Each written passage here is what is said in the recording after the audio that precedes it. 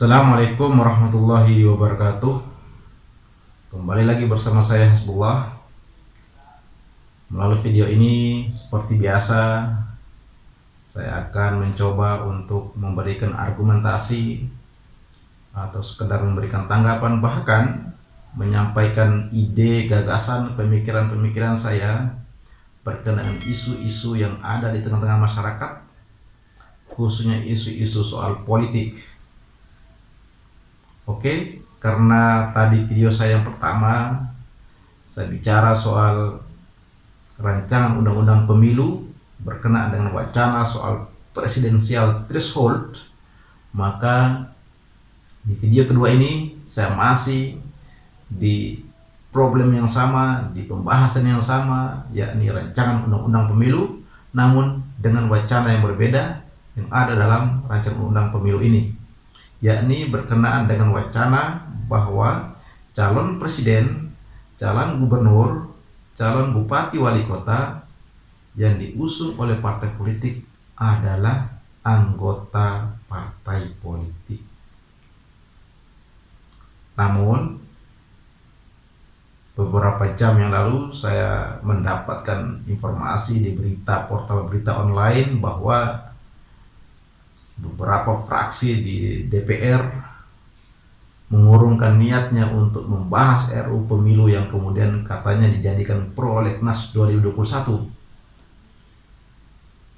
Maka dengan demikian hampir dipastikan jika para fraksi yang kemudian mulai menolak RUU ini atau dalam pengertian menunda pembahasan, maka kita menggunakan undang-undang pemilu dan undang pilkada yang lama. Dan demikian pilkada serentak 2022 yang kemudian diwacanakan dalam RUU ini tidak bisa dilaksanakan dan tetap dilaksanakan pada tahun 2024 berbarengan dengan pemilu DPR RI, DPRD Kabupaten Kota, DPRD Provinsi, dan juga pemilu presiden secara serentak ini. Nah, sebelum saya menanggapi soal wacana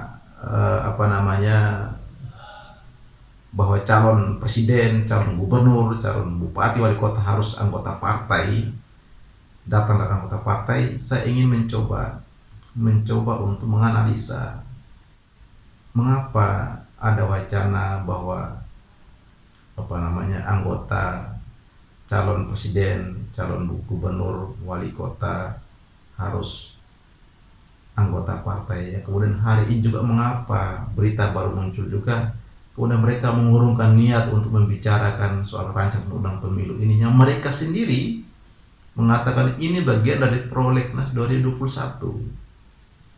Saya coba menganalisa. Rupa-rupanya, maaf jika saya salah analisa, namanya politik ya, saya menganalisa. Rupa-rupanya ini sasarannya adalah dua poin ini. Sasarannya adalah ingin menembak Anies Baswedan. Karena jika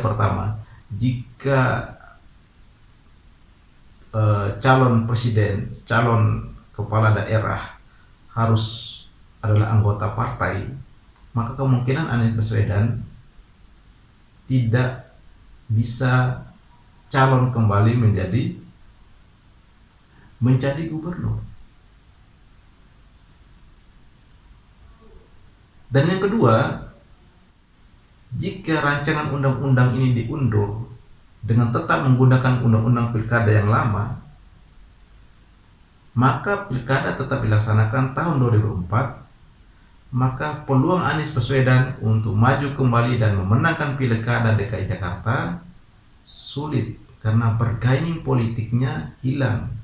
Karena masa 2022, tahun 2002 adalah masa berakhir daripada pengabdian Anies Baswedan di DKI Jakarta, dan sampai menunggu di tahun 2004, maka waktu 2 tahun ada kekosongan.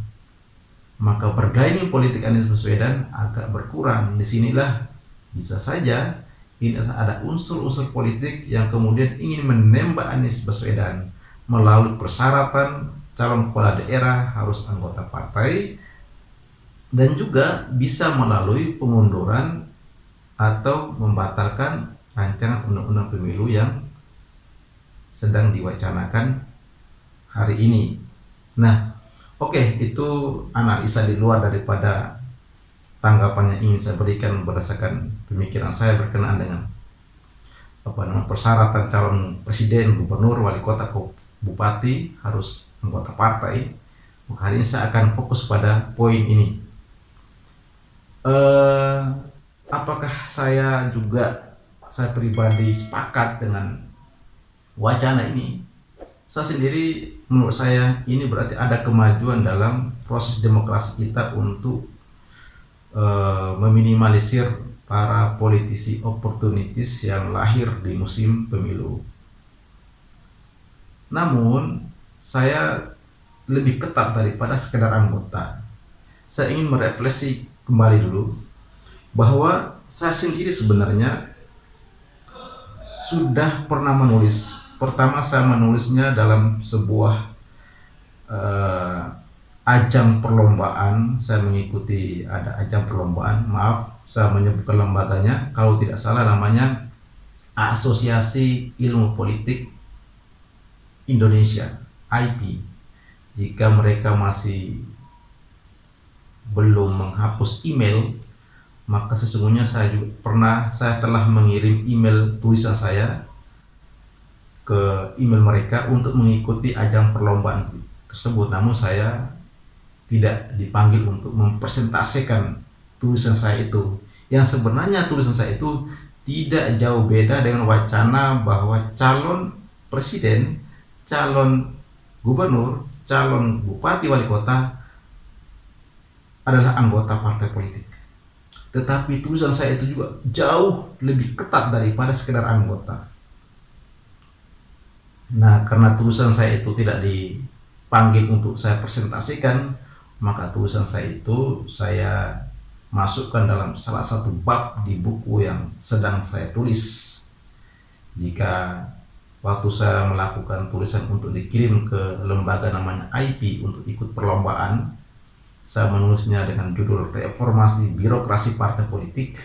Maka di dalam buku saya ini saya merubah judulnya menjadi Birokratisasi Partai Politik. Ini atau judul dalam buku saya yang sedang saya tulis dengan judul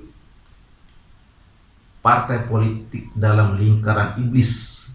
Dengan judul kecilnya adalah Rekonstruksi Pemilu dan Partai Politik di Indonesia. Nah, apa maksudnya? Apa yang kemudian ingin saya sampaikan? Bahwa wacana bahwa harus menjadi anggota partai atau harus dari anggota partai itu juga terlalu tidak berpengaruh dengan pola-pola rekrutmen politik sebelumnya. Jadi dalam tulisan saya ini bukan sekedar anggota, tetapi harus kader partai politik, bukan sekedar anggota partai. Kalau hanya sekedar anggota partai, maka pola ini tidak akan berbeda dengan pola-pola sebelumnya, pola-pola rekrutmen sebelumnya. Karena bisa saja si A yang hari ini ada di partai X, bisa saja minggu depan berubah pindah ke partai B dengan diberikan kartu anggota. Saya lebih menggunakan perekrutan dengan pola kaderisasi. Nah, birokratisasi yang saya maksud adalah adanya jenjang kaderisasi anggota partai politik untuk diajukan menjadi calon. Bukan hanya calon pemimpin nasional, menjadi calon kepala daerah, tetapi juga calon anggota DPR berbagai level di Indonesia. Nah, jadi saya mengatakan bahwa terlalu tidak ada pengaruhnya jika persyaratan harus menjadi anggota partai, tetap harus kader partai. Bahkan dalam tulisan saya mengatakan bahwa untuk mencalon partai politik yang mencalonkan anggotanya menjadi calon anggota DPR RI, DPRD provinsi, kabupaten, kota, dan juga calon presiden dan calon kepala daerah harus setidaknya telah menjadi anggota partai selama 5-10 tahun dan telah melakukan proses kaderisasi di dalam internal partai politik. Nah, ini sangat ketat. Tujuannya apa? Tujuannya adalah pertama, untuk meminimalisir politisi karbitan yang hadir di musim pemilu. Yang kedua, untuk meminimalisir baik calon anggota DPR di berbagai level dan juga calon kepala daerah dan pemimpin nasional hadir karena kedekatan emosional, misalnya kedekatan kekerabatan atau kekeluargaan. Maka dengan pola yang saya tawarkan, pola rekrutmen dan kaderisasi dan model birokratisasi partai yang saya tawarkan, meminimalisir politik dinasti. Yang kedua, dengan pola yang saya bangun ini adalah untuk meminimalisir calon yang hadir dengan kekuatan finansial kemudian mengambil posisi dalam internal partai untuk mencalonkan diri di ajang pemilihan kepala daerah, pemilihan presiden maupun pemilihan anggota DPR. Nah, ini kemudian bisa meminimalisir oligarki. Dan yang keempat, manfaatnya melalui proses kaderisasi, perekrutmen politik melalui proses kaderisasi dengan jenjang waktu yang ditentukan. Yang manfaatnya keempat adalah untuk meminimalisir konflik internal atau kecemburuan internal partai. Karena pola yang saya lihat selama ini, tiba-tiba orang yang selama ini telah dikader dalam partai, telah membangun partai sejak awal, tiba-tiba terpental atau ditendang karena kehadiran orang baru dengan karena kedekatan emosional kekeluargaan, atau juga karena membawa kekuatan finansial, merebut posisi orang-orang atau kader anggota yang telah lama berproses dalam partai. Ini bisa konflik. Oleh karena itu, saran saya, RUU Pemilu tidak sekedar menjadi anggota, tetapi ada proses birokratisasi di dalam partai politik.